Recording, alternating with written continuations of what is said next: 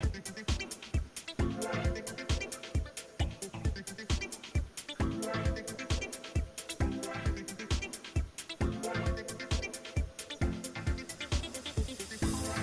everyone. Welcome to Coffee, Tea, You, and Me. Our fabulous episode. Let me turn this music down a little bit. Our fabulous episode today is dedicated to none other than my beautiful aunt, our great aunt, Mamie Dickens, who recently passed away at 81 years old in Richmond, Virginia. And I just got back from just one of the most beautiful funeral services I ever had a chance to attend. And it's funny because my cousins basically did the funeral service, and it was a great time, and great motivational presentation, as well as beautiful songs.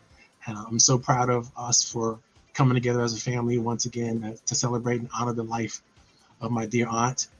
She is one of the last of her over 13 brothers and sisters, and there's only two left, and of her line, and of my grandfather's brothers and sisters.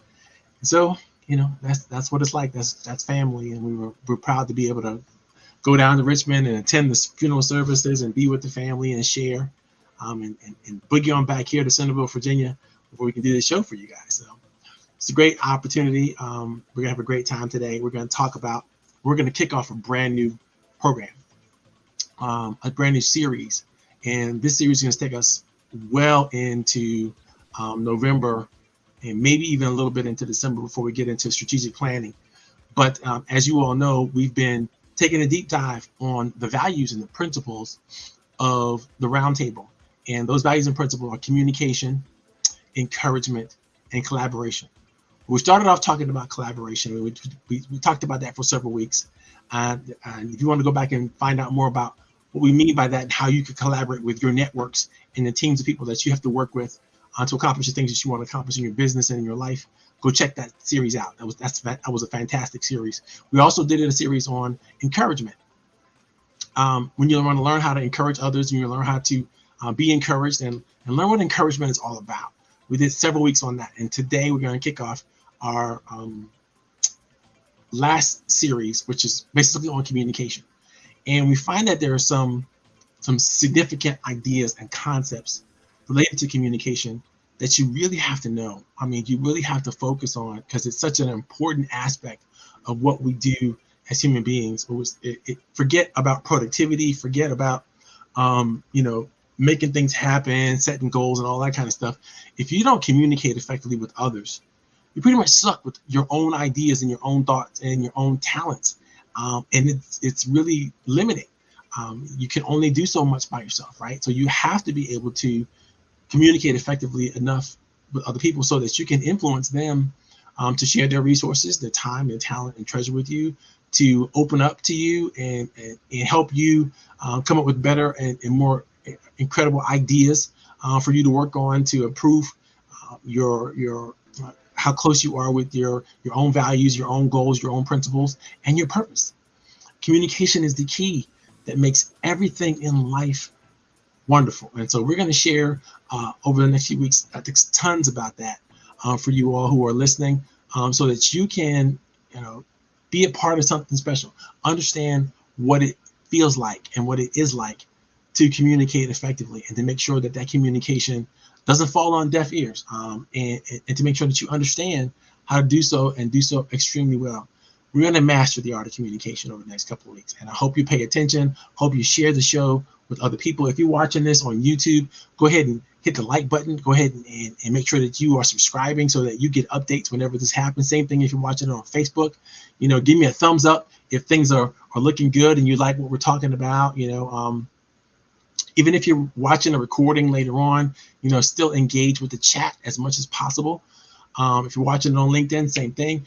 Some of the things that we're pasting on doesn't come through necessarily on LinkedIn on the live version, but the chat is going to be available for you all to participate in. And although I can't see all the things that you put in the chat live today, I can go back later on and pick that up. So if there's a question that you have about anything related to your business, definitely put that information in the chat. As you all know, I love small businesses. I dedicate my whole life, my business, and everything that I do on small businesses. In fact, I'm going to expand some of the service offerings that I'm going to have over the next few years, over the next few months. As a matter of fact, I'm thinking about putting together a Kickstarter campaign. I don't even know what I want to add into the campaign, but I'd love to have some suggestions from my listening audience. So if you guys know some things that you really have seen that you really want to participate in and really want to enjoy, because the Kickstarter campaign is really to publish a book that I've been working on for the last 5 years.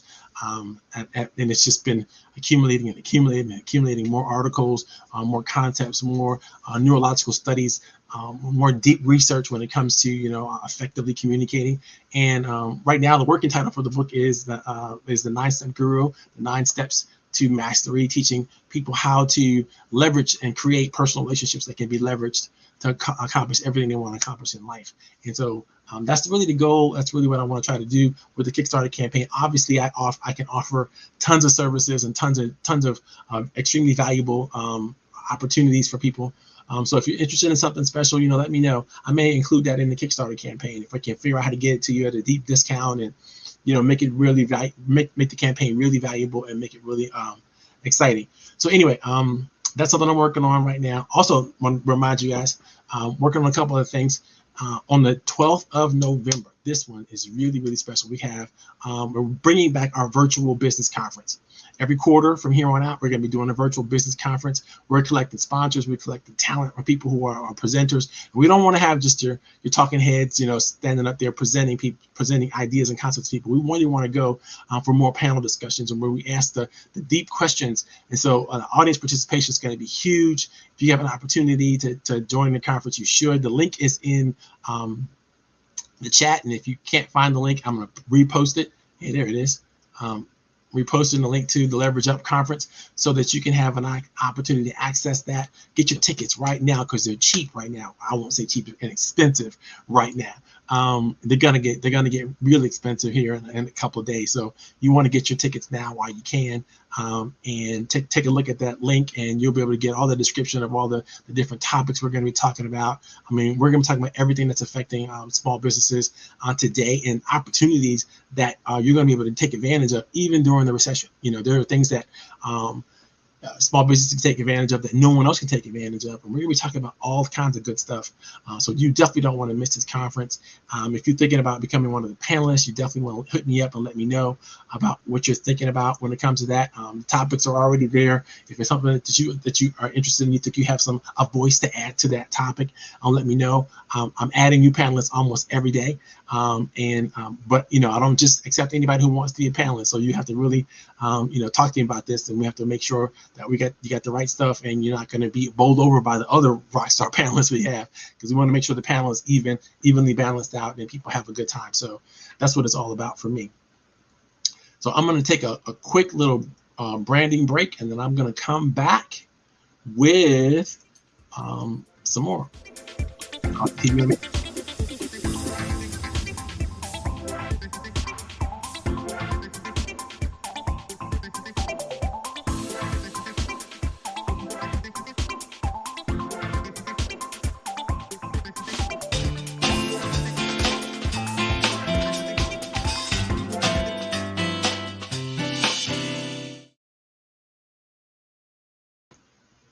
All right, boys and girls, ladies and gentlemen, children of all ages, this is Coach Powell. Welcome to Coffee Tea with me. For the last 20 years, I've been getting together with entrepreneurs every Friday. And before COVID hit, we did this all personally at a local coffee shop, but now we get to do it online. We get to really affect the global audience and get out there where people can see us and hear us in ways that we could have never done so. So sometimes, COVID is obviously the deaths and everything is bad, but it brought a lot of new opportunities for those of us who are taking advantage of this digital learning platforms and learning how to use them and grow. We're going to be expanding a lot of our services, and as I said earlier today, over the next couple of months, as we grow and grow and grow, we have books that we're going to be sharing, and we got all kinds of new services and podcasts and different things we're going to be doing. And this is really going to be a time. 2023 is going to be a time for Coach Powell Training Development. So stay tuned, hang in there with me, guys.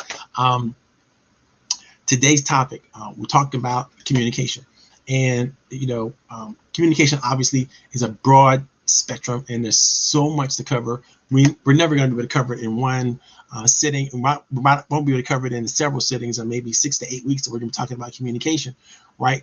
But today I want to talk about something very, very special. And I want to ask a couple questions. We're going to start with a couple questions. I'm going to share some quotes with you from various different resources. Then we're going to get into what I call the golden rule, the golden ratio of good communication. So let's start with some key questions that we want to answer to, we want to have answers to, we want to begin to answer when it comes to communication. How do you share and demonstrate your understanding to your referral sources, your stakeholders, and your connections? How do you help them know that you know who they are, what they're all about? What is your strategy for listening to them? Do you have one? Do you have a guaranteed go-to strategy that you know is going to work for all the people that your communication strategy needs to work for in order for you to be more effective? How do you maintain high levels of engagement and connection with the chosen people in your network? The last question we want to answer and try to deal with over the next couple of weeks is, how do you communicate your dreams, your values, your highest aspirations to the people that matter? If those questions that I just asked you stimulate any level of interest, you're definitely going to want to pay attention. You're definitely going to want to stay with us over the next few weeks as we take a deep dive and explore what communication is really all about. A couple quick quotes. In the book of Proverbs, which is one of my favorite books of the Bible, because we talk about communication, there's over 100 quotes from the Bible about communication alone. Just in dealing with the various passages and so on and so forth. And communication is a very serious aspect. Very few things are talked about as much in the Bible as communications is. But in Proverbs 18:13, it says this: if one gives an answer before he hears, it is folly and shame. If one gives an answer before he hears, it is folly and shame. Think about that. Mr. Soren Kierkegaard said, life can only be understood backwards, but it must be lived forwards. The great Marianne Williamson says, as we let our light shine, we unconsciously give other people permission to do the same. And as we are liberated from our own fear, our presence automatically liberates others. And then finally, Mahatma Gandhi said, nobody can hurt me without my permission. What do these quotes have to do with communication? So let's take a deep dive into some of these thought processes. If you pay attention to some of the things I shared with you in the golden ratio of communication, you'll see that there is a balance that has to be struck when one is communicating. And the balance is different for almost everybody you're talking to, but the balance still contains these four concepts. And the four concepts are, on one side, inquiry and listening, and on the other side, reflection and permission. What do I mean by all this? If you're not naturally curious about the person that you're talking to, the people that you're talking to, if you haven't begun to ask questions, if you haven't done your research, you haven't done your homework on what they care about, who they are, what they feel is important to hear and talk about, then 9 times out of 10, you're going to be talking about things that don't really matter to them. You don't want to do that. You don't want to be the person that's talking about things that is difficult for others to pay attention to, because a part of making communication work is your ability to capture people's attention. Yes, you can capture people's attention through some kind of sensationalism, right? You can make loud noises, or you can make some kind of funny face, or you can put on a clown outfit, or you can do some kind of gimmicky thing that will capture somebody's attention. But the key is to hold the attention long enough to convey meaningful messages that might help them, inspire them to change or to do something different, or to become a part of something special. You don't want to just talk for the sake of talking. You don't want attention that's not going to generate opportunity. And so inquiry and being able to first do your homework, do your research, understand the people that you're talking to and why you're talking to them, what they expect, what they want, what they desire, what their dreams are. And you can only get this stuff by asking wonderful questions and learn how to ask really, really wonderful questions. There's a difference between being interested in other people than giving them the third degree, or making them feel like, they don't fit or they don't work right. So you can be careful when you ask questions of people. Because if you ask questions that seem to be too probing too soon, if people don't understand what you're talking about or why you're even asking them the questions in the first place, then you may come off as too much of an inquisitor. You may come off as combative or investigative, or prosecutorial, right? You don't want to force people into a box, and you definitely don't want to have them feel like they've been assaulted by your questions. So don't replace interest with inquisition, right? You want to be inquisitive, but you want to be inquisitive in a way that's fascinating, that's interesting, and people want to share. Now, people naturally want to share stuff about themselves. So you can ask people questions about themselves, but you still have to be careful about how you ask those questions. We're gonna talk a little bit more about that later. But it's very, very important. You must give good questions if you're going to be a master communicator. The second thing you must do, once you learn how to give really good questions and how to really ask really good questions to people, you got to pay attention. You have to pay attention and attend to their answers as if it's manna from heaven. You've got to be able to answer questions for them, or listen to them in a way that they feel like no one else has ever listened to them this way before.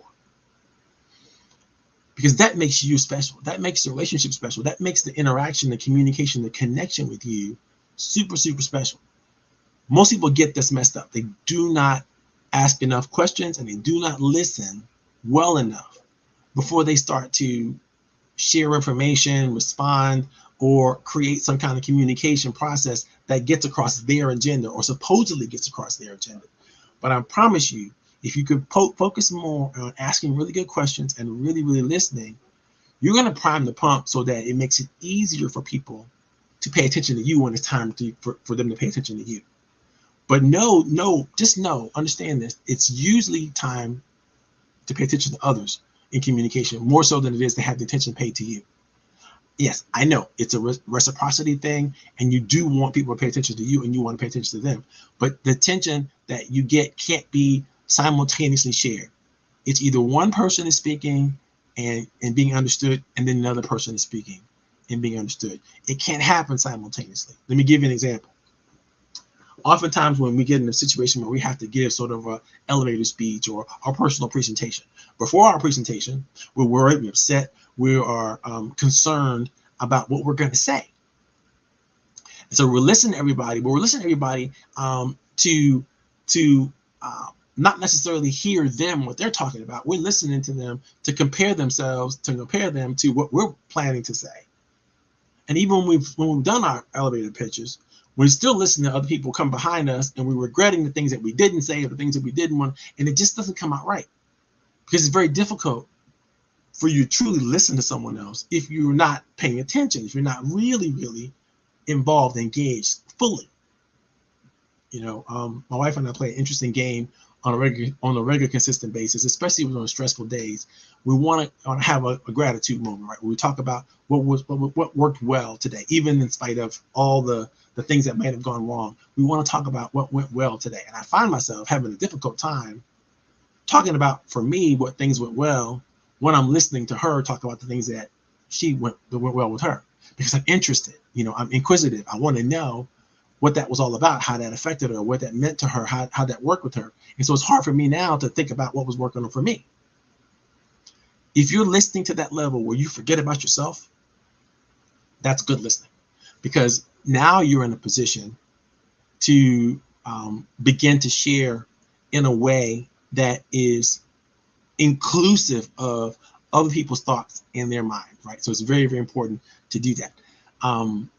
That's the first half of listening, the first half of communication, inquiry and listening. The second half of communication is even more important than the first half, but can't happen without the first half. So if you don't do a good job of inquiry and a good job of listening, now you can't make a really big difference when it comes to reflection and permission. And let's talk about that for a second. After someone's communicated to you openly, honestly, and shared their thoughts and their story, their ideas, their concepts, whatever that is, your job now is to reflect back to them what you've heard and how you think they might feel about what they said, based on what they said and how they shared that information. So if somebody shared that information to you that was obviously painful, or someone shared some information to you that was obviously joyous, you want to reflect that same attitude, that same sentiment back to them, so they know that you understood. And before you move on to the next thing, you want to make sure you got it right, so you can ask them, listen, I think I heard you say blah, blah, blah. And I'm sure that you felt this way about it, or it sounds to me like you might have felt this way about it. Did I get that right? Get that feedback right now. Get that feedback immediately when it comes to getting it right. Because if you get it right, they're going to say, absolutely, you're spot on. Oh my God, you got it. I couldn't have said it better myself. Right? Or that's perfect. That's exactly what I meant to say. Or I no, you didn't quite get it right. That's not really what I meant. What I really meant was blah, blah, blah, blah, blah. Because they now realize upon reflection that what you perceived was not the thing they wanted you to perceive. So the communication wasn't the kind of communication that they were desiring to have with you. And so you want to make sure you give them that reflective moment, because that clears the air and it makes sure that the communication is understood the way it's supposed to be understood. Stephen Covey has a great quote. I'll never forget it. He says, seek first to understand, and then to be understood. So if you've done your good job of inquiry and listening, and then reflection, you've gotten permission, gotten that feedback, right? After you've gotten the reflection, right? After you've done the reflection, you've gotten that feedback. Now, when people talk to you, people listen to you, people hear from you, they're hearing something that's based on a foundation of trust. Because you've taken the time to listen to them. You've taken the time to understand them. You use your emotional intelligence. You've used your values. You've used your principles to uncover what they're thinking, and you've kind of hit it out of the park when it comes to giving it back to them in a way that shows that you understand, you get them completely. This is important, because if you don't do this reflection part, and you're not sure that you're on the same page, you're not sure you have a connection yet, you're not sure if they're even ready to receive what you have to say when it's your turn to speak. So now it's time you ask permission. After you've done your inquiry, after you've done your listening, you've done your reflection, now it's time for you to ask permission to speak, permission to share, permission to take the conversation to another level, or to begin to share your thoughts and ideas. And I want you to do so in a way that's reflective of what the person that you're talking to just shared. Because if you incorporate their thinking and their thoughts and their values into what you're sharing, what happens is they see themselves in whatever it is you're sharing. Could you imagine if you're trying to influence somebody, they talk to you about, the color brown, and you talk to them about the color green. They're gonna be like, what does brown have to do with green? Or what does numbers have to do with color? Or what does, the angles have to do with the straight line? You want to incorporate some of the thoughts and values and feelings that they share with you into whatever you share with them. And that escalates the conversation, not just the conversation, but the relationship. You see people start to feel connected. They see themselves inside of the idea, the thoughts, the topic, the stories that you're going to tell, because they feel connected to it. And so, but if you go on to talk about something that's totally irrelevant to the person or the values that they share with you at some point in time that you're aware of and that you've already communicated that you understand back to them, then you're not going to really go as far with the level of communication when it comes to building trust. And this is the reason to communicate. The essential reason to communicate is to build trust. Like I told you guys, I'm taking a deep dive and learning about communication in every possible way you can imagine. I'm checking out the Bible. I'm checking out some of the great quotes that are out there. I'm checking out some of the neuroscience behind communication. And so for the rest of our time we have together, I want to share a couple of things with you that I literally got from the Bible. This ratio, this golden ratio of inquiry, listening, and reflection and permission, got that directly out of the Bible. And it's critically important that you understand that there is a rhythm. There is a rhythm to communication. That if you get this rhythm right, if you get this balance right, if you do it right with people, and again, everybody's different, and so you got to be very careful. But you want to definitely hit all 4 of those aspects of communication whenever you're communicating with anybody, whether it's a person who's a stakeholder, whether it's a person who's a referral source, a person is on your advisory council, on your board, or your team, whatever. You want to get in this rhythm of being able to hit those notes and hit them enough so that you can know that you can carry forward a brilliant conversation, a brilliant communication, a brilliant strategy with someone. It's very, very important. But here's what the Bible says about this rhythm I was talking about. In James 1:19, it says, "Know this, my beloved brothers, let every person be quick to hear, slow to speak, and slow to anger." You see, because the words, the things that you want to share with people are critically important. It's something very important to be said about being careful with the words you choose to share, the phrases, the way you choose to share, the timing that you choose to share, the way you choose to share. It's not just, I love this old song, it's not what you do, it's the way that you do it. Same thing. It's very, very important that you use a level of emotional intelligence when you're communicating, because you might be saying something that people are not ready to hear. And then you don't know they're not ready to hear because you haven't done your homework. You haven't done your research. You haven't listened. You haven't really, really dug enough and really paid more attention and been more and been more curious about what they bring to the table, who they are. And I figure when you do that, they're going to give you permission. They're going to accept what you have to say a lot better. Even if you say it incorrectly or you say the wrong things, when people have an emotional connection to you because you have an emotional connection to them, they tend to give you the benefit of the doubt. They tend to accept you more. They tend to listen to you more. They tend to believe in you more because there's a higher level of trust. People that focus more on what they have to say versus listening to others can easily be considered selfish, self-centered, directed more towards their own goals or their own achievements, and they might not even represent like they care about somebody else. So be very, very, very careful. One of the things my grandmother used to always say: you have 2 ears and 1 mouth. Use them accordingly or use them appropriately. Again, there's a balance. There's a rhythm to communication, and if you do it right, then you're not going to create anger and frustration with other people.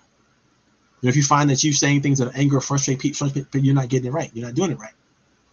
You're not communicating effectively. If you find that your words don't soothe or encourage or create hope or desire within people, then it's just not working. It's not. You got to go. You got to do your homework. You got to think a little bit more about who they are and what you're saying and how they may respond to what you're saying. You have to use your emotional intelligence in communication.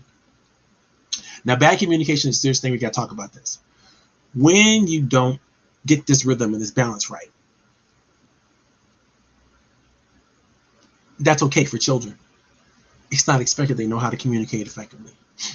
But adults are expected to know how to communicate effectively.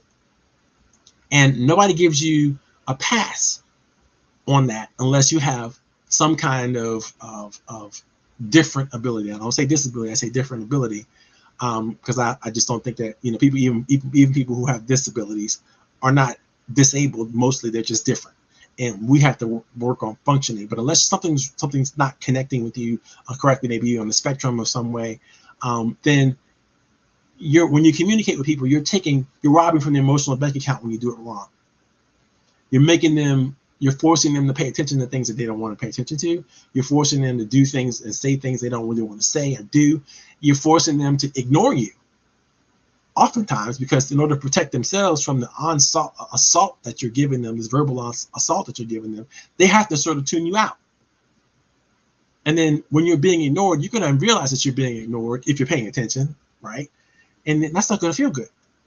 And so it just serves everybody better when you can do what I suggest, which is next. Practice erudite elocution. And what I mean by that is you have to learn how to elevate the language into those 4 categories I talked to you about and balance them out correctly for the moment and the experience that you want to have, right?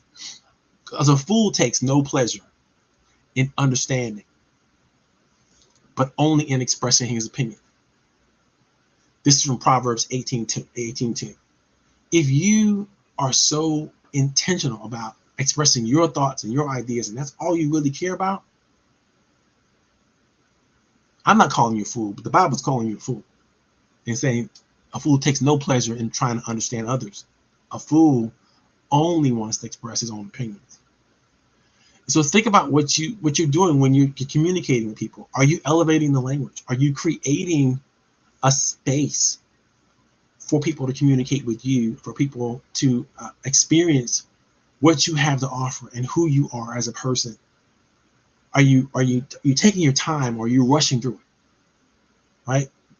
Because the fact is, we all want to be welcomed with our ideas and our thoughts. We want them to be shared liberally with people. We want people to embrace us. We want to be a part of the in crowd. We want to be a part of the people who other people love.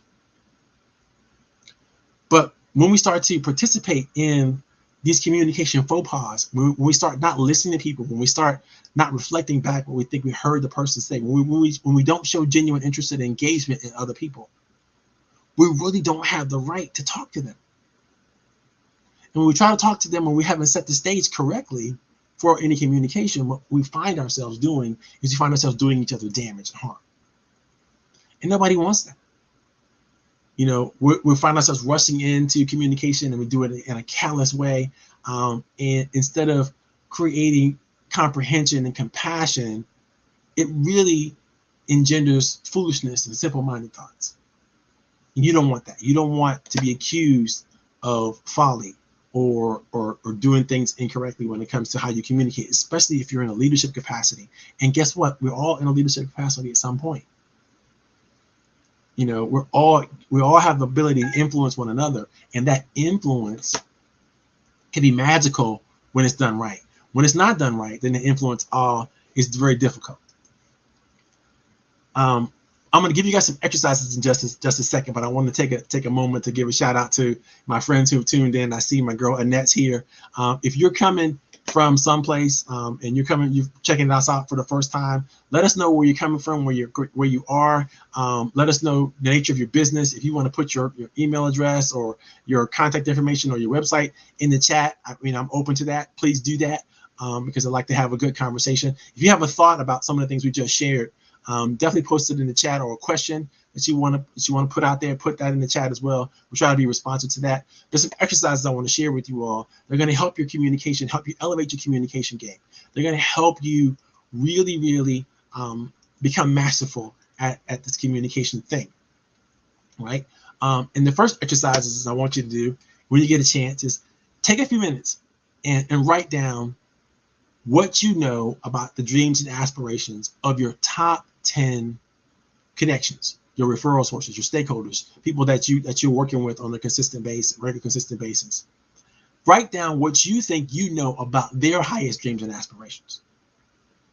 You know, if it's James and Jesse and Jonathan, you're gonna write, James, here's what I think James wants to do. Here's what his dreams are. Here's what he hopes to accomplish. Here's who he wants to be, do, and have later on. Same thing for John and James and Jesse and all that kind of stuff, right? So you want to write them down, and you want to try to codify to the best of your ability what you think the people around you, people are your stakeholders, people that are in your inner circle, so to speak. What do they value? What do they care about? What are they trying to be? What are they trying to accomplish? What do they want to be, do, and have in the future? You want to be able to write that down. You want to be able to put that to words. Now, if for some reason you have a problem with that, then I suggest that you have a True Voice interview with these people, because True Voice is set up for you to ask the kinds of questions that help expose those concepts, those ideas about what their vision is, about what the obstacles they may be facing are, about what the interests that they may have in certain things, insights and wisdoms they may have. What commitment are they making to that vision, and how that manifests itself? And then, finally, what are the environmental things they have to be careful of? When you ask the True Voice questions, and it's basically in the link in the chat. So if it's not, I'll put it there. Matter of fact, I might do that right now so that I don't forget. Yes, I'm gonna do that right now. I'll put the link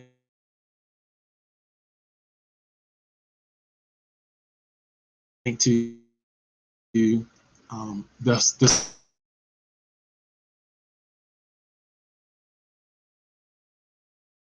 right, boom, there we go. So if you think about it, the reason why I set the True Voice program up in the first place is to allow people the space to communicate what they need to communicate to make sure they have what's needed to create trust. And it helps, the questions are there to help keep the interviewer, the examiner, you, on top of it, instead of wandering around having a conversation that's not really helping you understand the other person any better. You're talking about, then again, keep you from talking about yourself so much, but talking about them and how you bring the best out of them. I see my brother Carlos Cable is in the house tonight from Durham, North Carolina. Yay, the Cable Foundation. You know, I'm gonna put it out there. That's my boy right there. I'm so proud of him and all the work that he's doing for people to really help bring opportunities to the semiconductor industry that just weren't there before. He's going to be one of our speakers, our panelists for on November the 12th. So make sure you get your tickets, by the way. If you haven't got your tickets on November 12th, get your tickets, because there's going to be some powerful people sharing some amazing ideas and thoughts. Okay, so that's exercise number one. Write down what you think your key referral sources, your inner circle people, that, you know, what are their values? What are their highest goals and aspirations? What are they trying to accomplish? Number two, create a strategy to communicate with your top 10 well-chosen networking contacts and be sure to maintain high levels of regular engagement and connection with them. You don't want to have just a once in a while connection with the people that are in your inner circle. You got to have a regular meeting with them. Meet with them at least once every 2 weeks. So that's twice a month, you know, and try to have a chat with them for half an hour to an hour. Because you find that when you get into a regular rhythm of communicating with somebody, then you can raise the level of expectation for both of you. And it becomes not just aspirational, it becomes opportunity for you to share ideas and influence each other back and forth. And it can be a great, meaningful thing. And it also will clear the way for the relationship to grow. You know that phrase, out of sight, out of mind, you know, or what we had, or what have you done for me lately? You know, these are things that are really a part of not just the vernacular that we share with one another, but how we feel when people abandon us, when people don't come through, and only come through when they need something. You know, that's an opportunistic relationship. That's not a relationship. That might be a transaction because you come into their rescue, but it's not a relationship. Relationship is mutual. Relationship is satisfactional. And it's a place for both people to have rest, and for both people in a relationship to have good communication and renewal. And if you're going to have a relationship with somebody, that relationship is stressful because every time you hear from them, it's a problem that they need help with. Or every time you hear or they hear from you, it's the same. You got something that you want them to do, so now you talk to them. You know, that's not relationship. That's transaction. And it's okay. Some relationships begin with transaction. And some relationships mature into multiple transactions throughout the relationship that always work well because you've done a great job in communicating. And that's the point of this training, right? You got to do a great job of communicating. Number three, develop a platform to communicate your dreams, your values, and your highest aspirations to people that matter. When you are able to practice the communication strategy as I laid out to you guys with people that matter to you, people who could be on your board of advisors, people who could be a support network for you, people who could encourage you, who could give you confidence or support you financially in some kind of way, or share resources or connections with you. When you connect those dots, then you're going to have more opportunities than you can ever think of or imagine, because people are going to bump into things that you couldn't bump into. I give you a perfect example. Just recently, yesterday, as a matter of fact, I was working with a client, and he said to me, Marvin, I need to have some things lined up in my business. I need to have some financial stuff lined up in my business, and I need to have my CRM working together with my financial pieces. And if I can get that going, I can focus on doing what I really love to do, which is develop the business. Now, it just so happens this person's in a business that's hot and popping, is really up and coming, and he really needs to be out there getting great, brand new connections and clients. He's already got a reputation and, a good reputation, but you can't maintain a good relationship without contact to the communities, to the markets that you're in. Because after a while, you're going to be the thing that was. You're going to be 20 years ago where there was a success that you had, or some story you were telling, you still telling the same story. So he has to get back out there. He's got to stay out there. He's got to stay relevant to the customers and the clients. And as new opportunities unfold, they need to think about him. But he can't do it if he's stuck in operations and dealing with the financial management. And so he asked me he didn't even ask me if I knew somebody. He just described the problem situation. I said, listen, I've got the perfect person who can come in and solve this problem and just make it go away. And you can then focus on the things you have to focus on to grow your business and to make sure your business is thriving in the way you want it to thrive. And you don't have to do this knee-jerk, first I do the marketing, then I do the sales, and I'm closing the deals, and now I can't go back to marketing and then the sales. It's all happening simultaneously, but you got to give up something. And it's well worth it to pay somebody who knows what they're doing and has a level of expertise. And so I gave him one of the smartest, sharpest people I know to come work on bringing his financial house together and bringing things to work together. Now, I'm not going to tell you guys any names, but if you call me or DM me on the side, then I will definitely share if you need some help with that kind of work as well. Because, the person I'm talking about is super fabulous and not cheap, but definitely worth it if you're not good at the financial management, the CRM, pulling it all together, making sure that you have your good value statements and have presentations that you can be able to share for potential business clients and so on and so forth. You're going to want to have something like this. You got to know your numbers. You got to know how to represent your numbers really, really, really well. And that's what this person does exceptionally well. So having said that, those are the exercises we're going to be talking about when it comes to communication. Make sure that you write down and know what your people are up to, what they're going to, what their goals, to aspirations, and directions are. Make sure you have a communication strategy that continues to blossom over time, because you're going to be weeding people in, bringing people into your network, and then getting people out of your networks. And then also make sure that you have a platform that you can communicate your dreams and your values and your highest aspirations to people that matter. If you do these things, you follow these exercises that I shared with you, you're going to grow. You're going to grow, and you're going to grow fast. It's not going to be a slow process. It's going to be a fast process. But you got to commit to the steps. You got to commit to the process. And any questions that you have that make it difficult or make it that you need, just let me know. Because that's what I'm here for. I do this every week. I've been doing this every week because I want to see entrepreneurs raise the bar.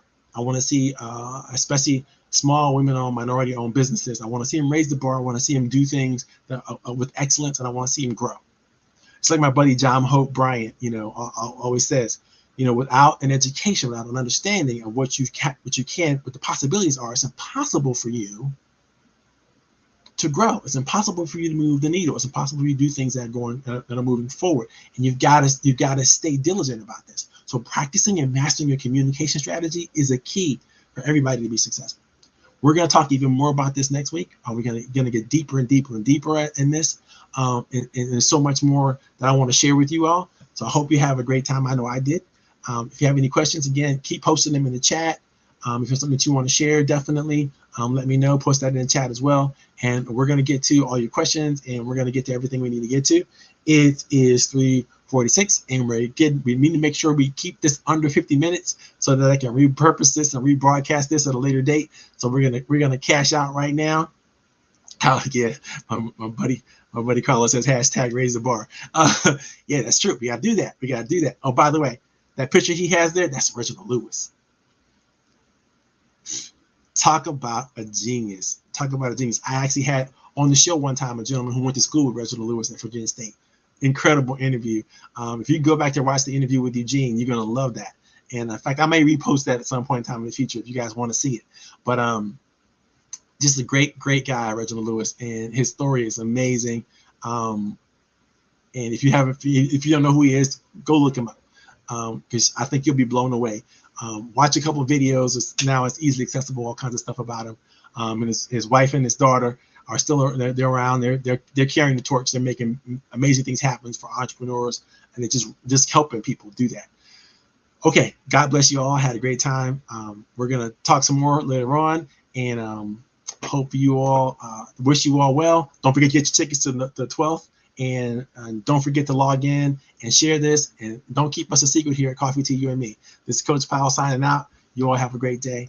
I know I will.